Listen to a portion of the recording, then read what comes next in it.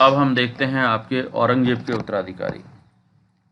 औरंगजेब के उत्तराधिकारी यानी कि औरंगजेब एक बहुत ही बड़ा साम्राज्य स्थापित कर चुका था और 1707 में इसकी मृत्यु हुई।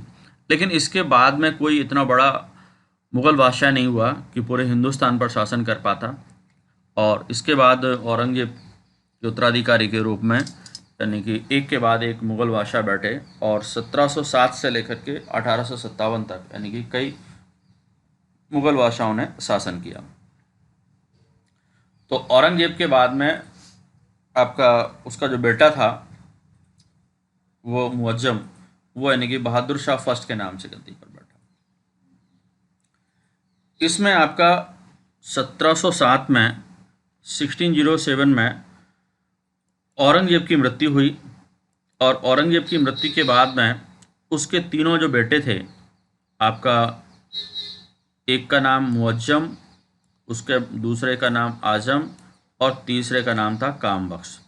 इन तीनों बेटों के बीच में संघर्ष हुआ था और इस संघर्ष में वो यानी कि आपका इसका जो बड़ा बेटा था मुअज्जम यानी कि सफल रहा और मुअज्जम आपका बहादुर शाह फर्स्ट के नाम से गद्दी पर बैठा। इसके समय बहादुर शाह फर्स्ट के समय में खास बात ये थी कि जो शिवाजी के बेटे थे संभाजी, और संभाजी को जिस समय मृत्यु की गई थी उस समय इनका जो बेटा था शाहो, उसको गिरफ्तार करके लाया गया था। ये यानी कि उसकी कैद में था यानी कि मुग़ल बादशाह की में। तो इसको शाहू को यानी कि आपका मुग़ल कैद से आज़ाद कर दिया गया था। यानी कि आपका संभाजी का बेटा जो था ना शाहू, वो यानी कि आपका बहादुर शाह फर्स्ट ने कैद से आज़ाद कर दिया था। और इसने एक और काम किया था, उसने जजिया कर भी समाप्त कर दिया दोबारा से, पुनः जजिया कर को समाप्त कर दिया बहादुर शाह फर्स्ट ने।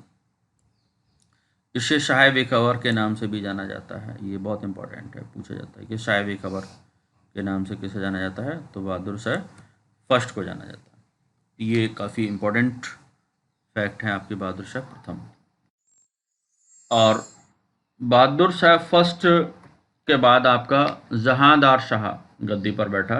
इसका जो टाइम पीरियड था 1712 से 1713, सिर्फ एक साल का टाइम पीरियड है वो, यानी कि जहांदार शाह आपका जुल्फ़िकार खां के समर्थन से बादशाह बना था। उस समय जुल्फ़िकार खां जो था बहुत ही आपका पावरफुल व्यक्ति था, उसने सहयोग किया और आपका जुल्फ़िकार खां ने यानी कि बहादुर जहांदार शाह को मुग़ल बादशाह बना दिया। ये जहांदार जो शाह था ये बहुत ही दुर्बल और चरित्रहीन बादशाह था।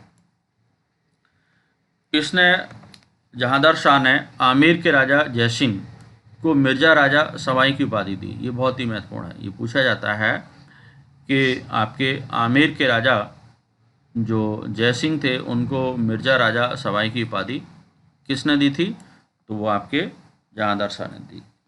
और ये आपका बहुत ही वैसा चरित्रहीन व्यक्ति था। तो ये वैश्या एक जो थी लाल कुंवर, उसका बहुत ज़्यादा प्रभाव था इसके ऊपर, लाल कुंवर का। और ये आपका जहांदार शाह को लंपट मूर कहा जाता है क्योंकि बहुत ही बेवकूफ़ टाइप का व्यक्ति था, इसलिए इसको लंपट मूर कहा जाता है। और इसने आपका अजीत सिंह जो आपके मारवाड़ के राजा थे, अजीत सिंह को महाराजा की उपाधि दी। यानी कि जयसिंह को आपका मिर्ज़ा राजा सवाई की उपाधि दी और इसने अजीत सिंह को महाराजा की उपाधि दी। यानी कि दोनों राजाओं को इसने सम्मानित किया। एक तरह से राजपूतों को उसने खुश करने की कोशिश की आपके जहांदार शाह ने। जहांदार शाह के बाद फिर आपका फर्रुखशियर गद्दी पर बैठा। ये आपका फर्रुखशियर जो था सैयद बंधुओं के सहयोग से शासक बना था और आपका इसको यानी कि फर्रुखशियर को आपका घृणित कायर के नाम से जाना जाता है। यानी कि सैयद बंधुओं के सहयोग से बना, लेकिन ये घृणित कायर के नाम से चर्चित हो गया था फर्रुखशियर। इसने दो सैयद बंधु थे, आपके दो सैयद भाई, इसमें एक आपका सैयद अब्दुल्ला खां, सैयद अब्दुल्ला खां को इसने वजीर के पद पर नियुक्त किया। और दूसरा जो छोटा भाई था आपका सैयद में हुसैन अली खां, इसको उसने अपना मीर बख्शी बना दिया। मीर बख्शी मतलब सेना विभाग का प्रमुख बना दिया गया। तो ये उसने इनकी महत्वपूर्ण पदों पर इसने सैयद बंधुओं को अपॉइंट किया। इसके समय में आपका 1715 में जो सिखों का विद्रोही नेता था आपका बंदा बहादुर, इसको इसने कैद करवा लिया था बंदा बहादुर को, और उसको मरवा दिया था। ये इसके समय की एक बहुत महत्वपूर्ण घटना है। और इसके समय में एक बहुत महत्वपूर्ण घटना ये हुई कि कंपनी मतलब ईस्ट इंडिया कंपनी, जो अंग्रेज़ों की ईस्ट इंडिया कंपनी थी, उसकी ओर से एक प्रतिनिधि मंडल और व्यापारिक मंडल रियायतें पाने के लिए जॉन सरमन की अध्यक्षता में मुगल दरबार में आया। और ये किसकी अध्यक्षता में आया? आपका जॉन सुरमन की अध्यक्षता में ये मुगल बादशाह के दरबार में आपका ईस्ट इंडिया कंपनी के प्रतिनिधि मंडल आया। इसमें उसने क्या था कि 1707 में फर्रुखियर ने एक फरमान जारी कर दिया आपका ईस्ट इंडिया कंपनी के फेवर में। और इस फरमान में उसने क्या किया, कंपनी को 3,000 रुपये, मतलब अंग्रेज़ों को 3,000 रुपये वार्षिक किराया दे करके, और ईस्ट इंडिया कंपनी को बंगाल में निःशुल्क व्यापार करने का अधिकार दे दिया। यानी कि बिना किसी चुंगी को दिए यानी कि व्यापार कर सकते थे। फ्री पास की सुविधा अंग्रेज़ों को मिल गई। कहाँ पर? बंगाल में। बंगाल उसमें बहुत बड़ा प्रांत था। बंगाल, बिहार, उड़ीसा सब उसी में आते थे।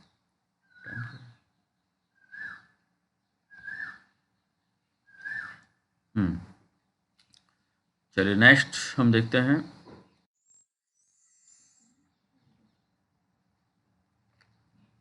ये जो जॉन सरमन की अध्यक्षता में आपका शिष्टमंडल आया था अंग्रेज़ों का, उसमें कौन कौन थे? एक तो आपका विलियम हैमिल्टन थे,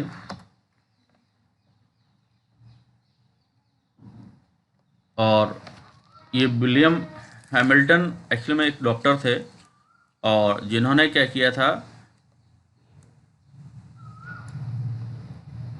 विलियम हैमिल्टन ने फर्रुखियर को एक बीमारी थी, उस बीमारी को इन्होंने ठीक कर दिया था। इसी वजह से खुश होकर के उसने ये फरमान दे दिया था। फर्रुखियर के बाद आपके सैयद बंधुओं ने रफ़ी उद्दरजात और रफ़ी उद्दौला जिसको यानी कि शाहजहाँ दूती भी कहा जाता है, को बादशाह बनाया। यानी कि एक के बाद एक यानी कि सैयद बंधुओं ने आपका मुग़ल बादशाह को बदलना शुरू कर दिया था। इसीलिए सैयद बंधुओं को आपका किंग मेकर कहा जाने लगा, यानी कि आपका सम्राट निर्माता इनको सैयद बंधुओं को कहा जाने लगा। ये किंग मेकर के नाम से फेमस हो गए।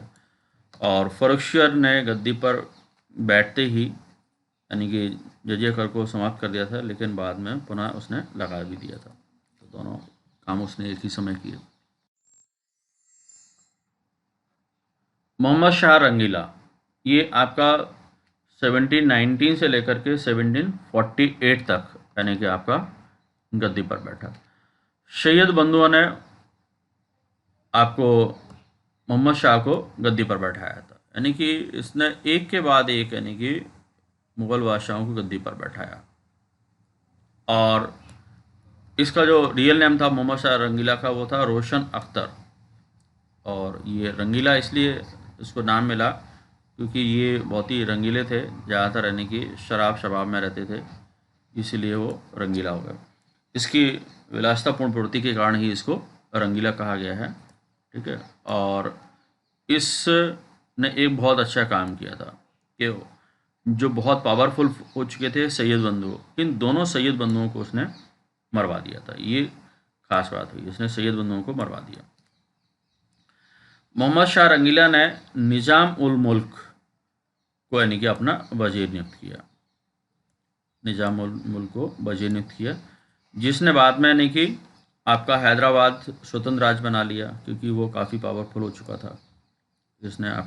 जिसको चिनक्लेज खां भी कहा जाता है ना, निज़ाम उल मुल्क या चिनक्लेज खां। डिस्कनेक्ट हो गया। मोहम्मद शाह के शासनकाल में आपका शादत खान ने अवध में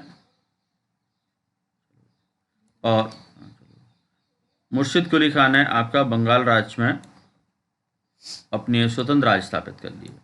यानी कि इसके समय में आपका एक तो हैदराबाद स्वतंत्र हो गया, दूसरा आपका अवध स्वतंत्र हो गया, शादत खान ने कर लिया, और मुर्शिद कुली खान ने बंगाल राज्य स्थापित कर लिया। तो ये 3 बड़े बड़े राज्य इससे मुगल साम्राज्य से निकल गए थे। 1737 में आपका मराठा पेशवा जो थे बाजीराव फर्स्ट ने दिल्ली पर अधिकार करने का प्रयास किया था, यानी कि दिल्ली तक पहुंच गए थे पेशवा लोग, यानी कि उसमें भी कौन, आपका बाजीराव फर्स्ट, इसने दिल्ली पर अधिकार कर लिया था इसी के समय, लेकिन बाद में वापस चले गए थे मोहम्मद शाह रंगीला के समय। और इसी के समय मोहम्मद शाह रंगीला के समय आपका 1793 में 1739 में नादिर शाह ने दिल्ली पर आक्रमण किया था, दिल्ली पर आक्रमण किया था, और आक्रमण करने के बाद यहाँ पर कत्लेआम किया, और दिल्ली में आपका लूटपाट की खूब ज़्यादा, और यहीं से वो दिल्ली से आपका जो शाहजहाँ के द्वारा मयूर सिंहासन बनाया गया था, जिस पर आपका यानी कि वेन्यूर हीरा लगा हुआ था, उसको लूट करके अफ़गानिस्तान ले गया था। और ये आपका नादिर शाह और आपके मोहम्मद शाह रंगीला के बीच में ये करनाल का युद्ध हुआ था 17 फरवरी 1739 को। इस करनाल के युद्ध में मोहम्मद शाह रंगीला को नादिर शाह ने पराजित कर दिया था। और अंतिम रूप से जजिया कर की समाप्ति इसी के समय हुई। किसके समय हुई? आपकी मोहम्मद शाह रंगीला के बाद। इसके बाद फिर किसी ने जजिया कर नहीं लगाया। तो ये कई बार लगाया गया, कई बार हटाया गया, लेकिन ये बाद में इसके समय पूरी तरह हटा दिया गया।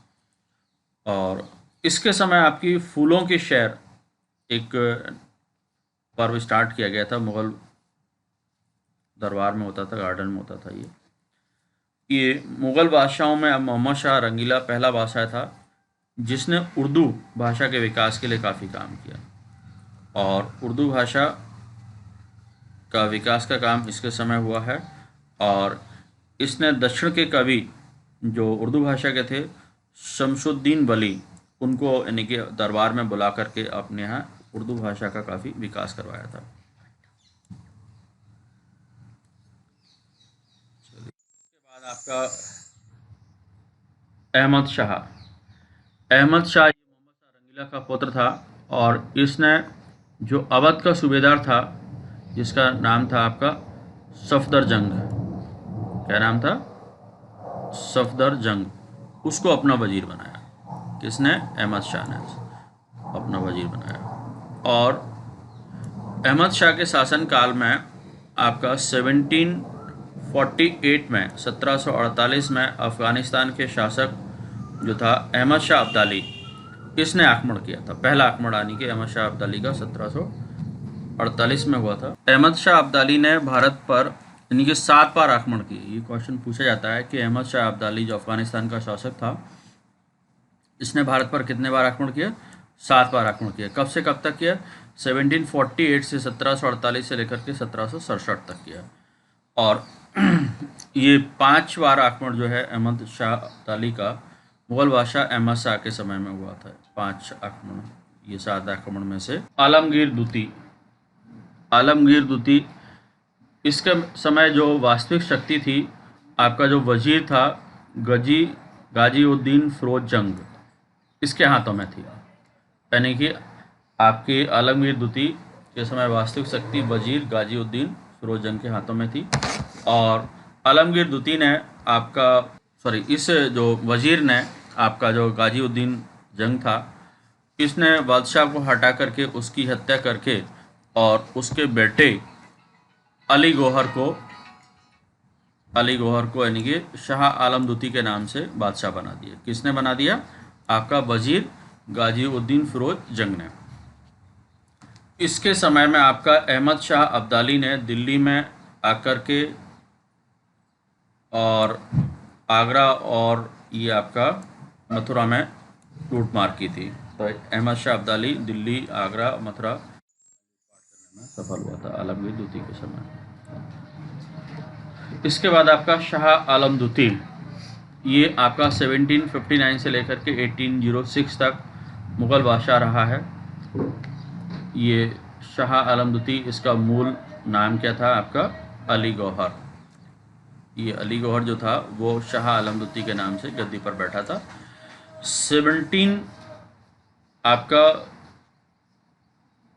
1761 में, इसके समय में आपका पानीपत का तृतीय युद्ध हुआ था। ये बहुत ही महत्वपूर्ण बात है। आपका शाह आलम द्वितीय के समय 1761 में पानीपत का तृतीय युद्ध हुआ था। इस तृतीय युद्ध में आपका अफगानिस्तान का शासक जो अहमद शाह अब्दाली था, इसने मराठाओं को पूरी तरह से पराजित कर दिया था और इसमें मराठा सेना बहुत बुरी तरह से पराजित हुई थी और इसके बाद मराठाओं का सदैव के लिए अंत हो गया था। और इसके समय आपका शाह आलम द्वितीय के समय 1764 में बंगाल के नवाब मीर कासिम और अवध के नवाब आपका शुजाउद्दौला के साथ में मिलकर के, अवध के नवाब शुजाउद्दौला के साथ में मिलकर के शाह आलम द्वितीय जो मुग़ल बादशाह था, उसने अंग्रेज़ों के विरुद्ध बक्सर का युद्ध लड़ा था और इस युद्ध में पराजित होने के बाद कई वर्षों तक शाह आलम द्वितीय इलाहाबाद में ईस्ट इंडिया कंपनी के संरक्षण में रहा, क्योंकि इसमें आपका बक्सर के युद्ध में अंग्रेज सेनापति हेक्टर मुनरो ने तीनों को हरा दिया था। बंगाल के नवाब मीर कासिम की सेना को, अवध के नवाब शुजाउद्दौला को और आपके मुग़ल बादशाह शाह आलम द्वितीय की सेना को हरा दिया था और शाह आलम द्वितीय इलाहाबाद में ईस्ट इंडिया कंपनी के संरक्षण में रहा था। और बाद में आपका 1772 में, यानी कि वह मराठा के सहयोग से फिर दिल्ली वापस आ पाया था। कौन? आपका अली गौहर, यानी कि शाह आलम द्वितीय मराठा के सहयोग से फिर गद्दी पर बैठ पाया था। इसी के समय 1803 में अंग्रेज़ों ने दिल्ली पर अधिकार कर लिया था। ये बहुत महत्वपूर्ण बात है कि इसी के समय, यानी कि अंग्रेज़ों ने दिल्ली पर अधिकार भी कर लिया 1803 में, ठीक है।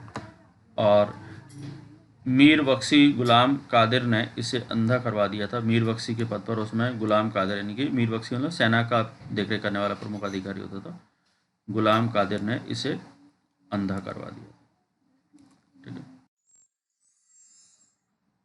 चलिए, अब आपका अकबर द्वितीय, ये 1806 से लेकर के 1837 तक रहा। ये शाह आलम द्वितीय का पुत्र था और अंग्रेज़ों ने बस इसको पेंशनर बना दिया था, क्योंकि अब 1833 में अंग्रेज़ों का अधिकार हो चुका था दिल्ली पर और बस ये अंग्रेज़ों के पेंशनर के रूप में काम करता रहा। कौन? मुग़ल बादशाह द्वितीय। और ये पेंशन भी इसको समय पर अंग्रेज लोग नहीं देते थे, इस वजह से बड़ा परेशान था। पेंशन भी कम मिलती थी, इसलिए उसने राजा राम मोहन राय जो थे समाज सेवी थे, इनको राजा की उपाधि इसने दी और अपनी पेंशन की बात करने के लिए इसने ब्रिटेन भेजा था राजा राम मोहन राय को। और इसी के संरक्षण में बनने वाला पहला मुग़ल शासक, अंग्रेज़ों के संरक्षण में बनने वाला पहला मुग़ल शासक है अकबर द्वितीय। और इसके समय में मुग़लों के सिक्के ढलने बंद हो गए थे, क्योंकि अब तो ये नाम मात्र का रह गया था। देखा जाए अंग्रेज़ों का शासन हो चुका था, अब तो बस ये पेंशनर बन कर के रह गया था। और इसके बाद आपका जो मुग़ल बादशाह है वो बहादुर शाह द्वितीय है। बहादुर शाह द्वितीय ये आपका 1857 तक की क्रांति तक रहा है। इसे जफ़र की उपाधि मिली थी। जफ़र के नाम से ये उर्दू में आपकी बहुत अच्छी शायरी लिखता था, शेर लिखता था, कविताएं लिखता था, है ना। इसलिए इसका बहादुर शाह जफ़र के नाम से ये फेमस हुआ। ये अंतिम मुग़ल बादशाह है। इसके बाद मुग़ल बादशाह का पद ही समाप्त कर दिया गया था। 1857 के विद्रोह जो हुआ था अंग्रेज़ों के खिलाफ, इस विद्रोह में भाग लिया इसने और आपका दिल्ली में सेना, मतलब दिल्ली में नेतृत्व किया। ये पूरे 1857 की क्रांति का नेता माना जाता था और बाद में इसको बंदी बना करके रंगून भेज दिया गया और आपका रंगून में ही आपका 1862 में इसकी डेथ हो गई थी और रंगून में ही इसकी आपकी कब्र भी है, ठीक है। और शायर होने के कारण इसको जफ़र कहा गया है। और आपका 1858 में अंग्रेज़ों ने इस मुग़ल बादशाह के पद को ही समाप्त कर दिया था 1857 की क्रांति के बाद। तो ये अंतिम यानी कि मुग़ल बादशाह है। तो इस तरीके से ये आपके औरंगज़ेब के सारे उत्तराधिकारी हो गए। कंप्लीट हो गया ये आपका टॉपिक। चलिए।